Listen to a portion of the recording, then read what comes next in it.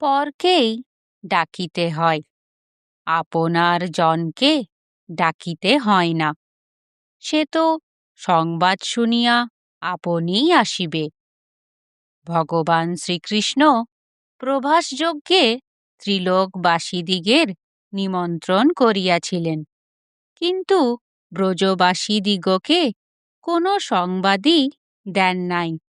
তাহারা বিনা নিমন্ত্রণে কৃষ্ণ দর্শনে আসিয়াছিলেন।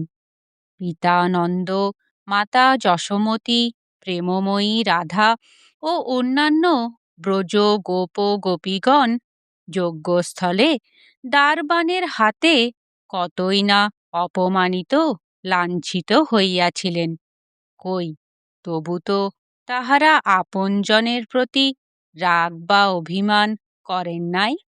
আহা, এ দৃশ্য কত মধুর, এবং ইহার পরিণাম কতই না মধুময় হইয়াছিল। ইহাই আপন পরের পরীক্ষা।